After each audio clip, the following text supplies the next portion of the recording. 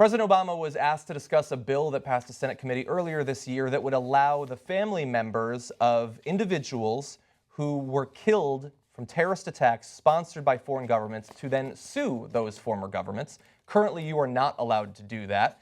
This bill aims to change that, and here is what Barack Obama thinks about it. And what about this legislation in the Congress that will allow families to sue the Saudi government and other governments in different circumstances? Exactly. I'm opposed because of that second clause in your sentence, and that is, this is not just a bilateral U.S.-Saudi issue.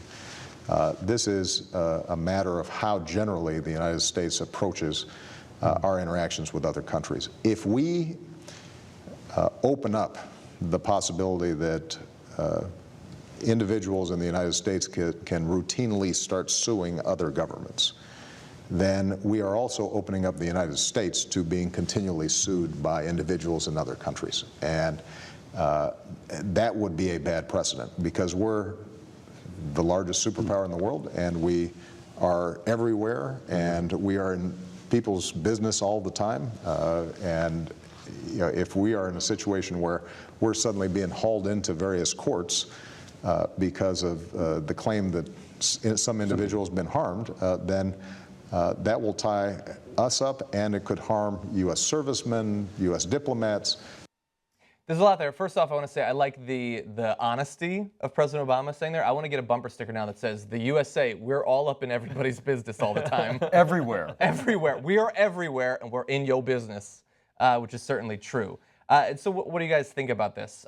Does it make sense in the Saudi case? Do you think it makes sense to open it up around the world to do these sorts of, like the international system to some extent rests on not being able to sue foreign governments. But I think a family member of someone who died in 9/11, when they believe that there's good evidence that the Saudis sponsored it. Now, we don't necessarily have access to that evidence because it has been redacted in the 9/11 Commission report, which we're going to have a little bit of video on that in just a second. But we know from former U.S. Senator Bob Graham, who has seen the pages as Intelligence Committee chair, the pages that we don't have access to, he told 60 Minutes that he believes the Saudi government did help the 9/11 hijackers. And so if that were the case, not being able to get any sort of, at least legal justice would be incredibly frustrating, I would imagine. But it does open up the door to a lot of other sorts of lawsuits. Well, if our families, and we lost 3,000 people in 9/11, a little more. We've killed millions in the last 30 or 40 years in things that were not life or death for this country. I mean, if you open up that lawsuit, why couldn't victims of Pinochet's government or the military junta in Argentina or people in Nicaragua who were killed by the Contras, why couldn't they sue us? Why couldn't millions of people in Iraq and Afghanistan sue us? Why couldn't the people of Libya also sue us? You can't go there. At the same time, I think you should release, well, first of all, we shouldn't be everywhere, and we shouldn't be in everybody's business.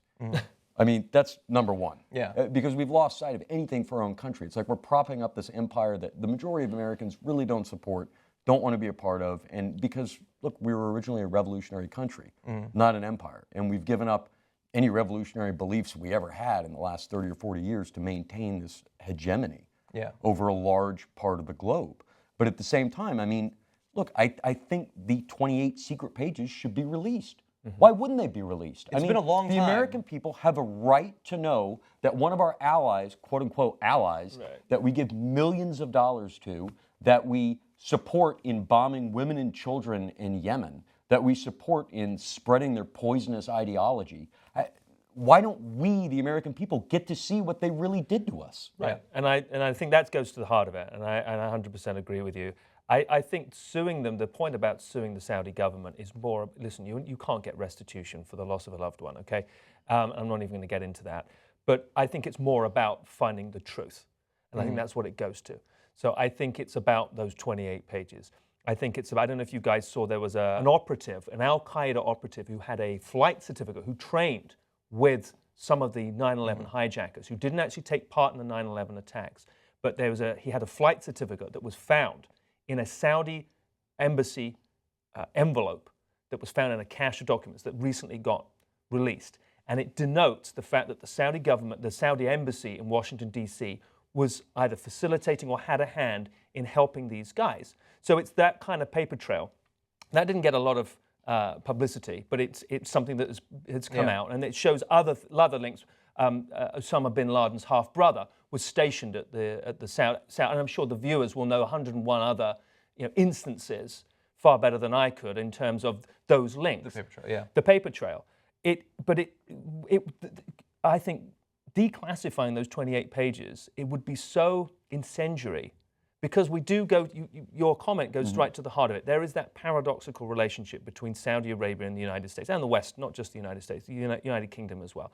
It goes to, it's financial, because, for example, the United Kingdom, their number one purchaser of weapons in the world is Saudi Arabia. It's a huge economic partner for them. They provide some form of stability, although what that stability is on any given day is questionable. Their human rights record, as we know, is heavily, can be heavily criticized.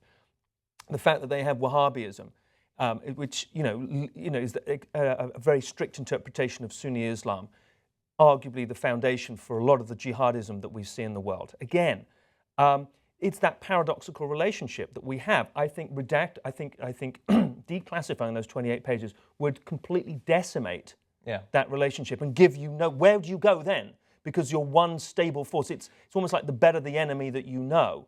Because undoubtedly, it would demonstrate that there was, not necessarily from the very top, but from well-placed high-up officials within that Saudi government, they would have facilitated, helped those attacks. So I don't doubt that whatever is in those 28 pages has been classified specifically because the people who did the classification agree with you that it would unleash hell in terms of our policy in the future. But I don't know, my inclination is to say we've seen what not knowing has led to policy-wise in terms of the conflicts we've entered into, the continued funding for that regime.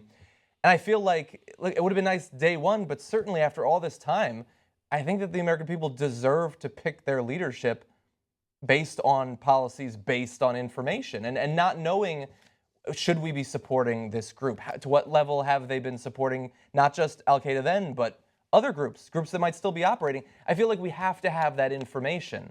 And I 100% agree with Barack Obama that it would lead to far more lawsuits coming our way.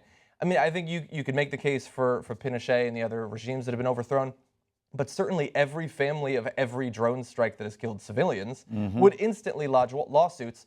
And I have to say, I feel incredibly sympathetic to them to want to do that. Why wouldn't you? Imagine if it happened in America and they killed like a wedding party.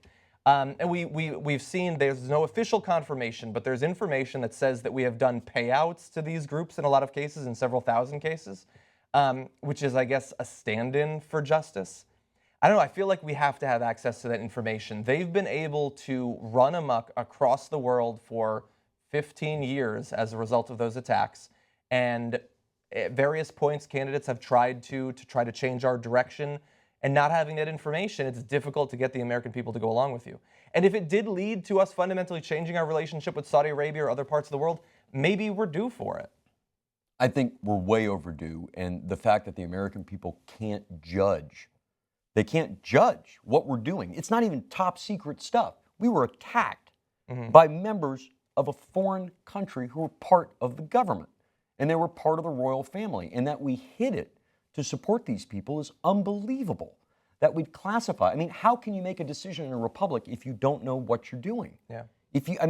And to whose benefit is it? I mean, people say, oh, well, the petrodollar, and they're going to buy stuff with those dollars, and oh, we need cheap oil. Dude, well, whoever makes the jets we sell to Saudi Arabia. We don't need to be aligned with a tyrannical, religious nutjob country like Saudi Arabia. And if they fall, tough shit on them, man. Yeah. Not our problem. Maybe long term, it could lead to a regime that's not so tyrannical. Possibly. Probably not, but maybe. Certainly, us supporting the American it is not going to lead to that. But telling the American people you can't even know what these people are doing, that we're supporting, that we're defending, that have gotten us involved in all kinds of fucking messes throughout the Middle East, because also we don't know what they've pushed us into that we've done. Yeah. And frankly, we don't know what the fuck we're doing over there. Yeah, and also, I'm thinking back over my experience since 9/11, and knowing that, look, it was obviously, it's still classified. It was classified all throughout the Bush administration. We know that the Bush administration used the ignorance in the population, the enforced ignorance, to get what they wanted in terms of their foreign policy. And at various points, thankfully, the American people became gradually more and more anti-war and wanted to pull out some of these conflicts. And so we get a replacement. We get Barack Obama to continue the same policy. And then you see a lot of Americans are becoming more and more accepting to the potential to send ground troops into Syria and other countries. And perhaps that's because they didn't learn anything. No information was actually revealed, like is in the 9/11 report. Yeah, and send American ground troops to do what? God only knows. I mean, that's the thing. There's no foreign policy strategy that the country has. There's no goal that we're working towards. You know, you had NSC 68 during the Cold War, which kind of set our policies on containment. Modern America has not had a foreign policy strategy since the wall fell. It's been very reactive. It's all been reactive. Nobody knows what they're doing. Nobody knows what their goals are. And as such, it's like we've been sucked into all these little things all over the world. And of course, the military-industrial complex is like, let's get in there. Yeah. And it's not to the benefit of the American people.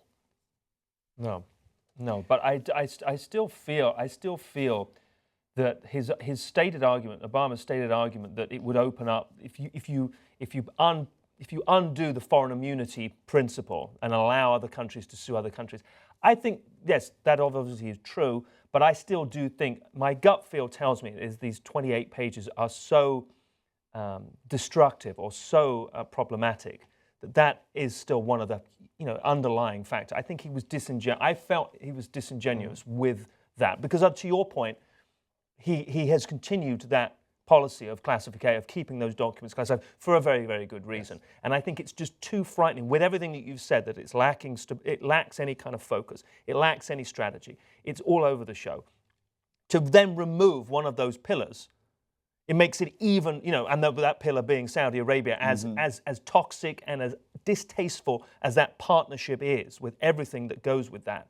I think if you remove that one pillar, which this arguably would do, we're speculating, but we think that this would arguably do, then what are you left with? You're left with a rudderless strategy, and you haven't got your one ally in the region, even though he is also your.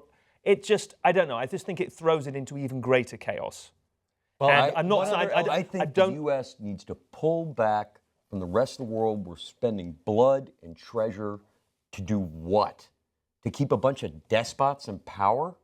It's crazy. And to say, oh, well, we can't have this pillar of America. It's not a pillar of America. They're people that buy our weapons.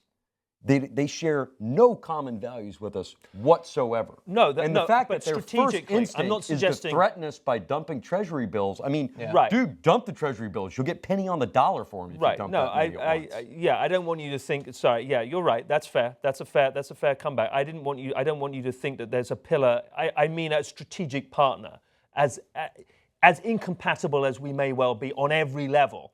It's the best of the worst, if you will, or it's the one that we've chosen, or the America has chosen to get into bed with, and so they're stuck with them. We've made that's what I disagree with. That we're stuck with people we choose to. Well, it's how they feel. I think you have to reach a point where you're like, it's like a divorce. You're like, holy shit, this person's going to be the death of me, man. Well, and we should also realize that they need us more than we need them. Absolutely. So they say that they could pull out the $750 billion U.S. assets. Okay, that's fine. Well, good luck with your military, most of which is made up of a lot of U.S. Planes and all of that. Your ability to repair it, the equipment to repair it, the training of your people to use it is supplied by the U.S. Also, countries like the UK, maybe they could buy French airplanes. I don't know. But right now, I think they need us more than we need them. And I agree with you. I don't know about the immunity. I would need more information, and it does seem like it might literally be unworkable in terms of the volume of cases that would be generated. But in terms of the 9/11 Commission report, I think that it is long past due, more than a decade past due, that it be declassified. And if it causes chaos, maybe it's chaos that we've had a long time waiting for, that we've needed.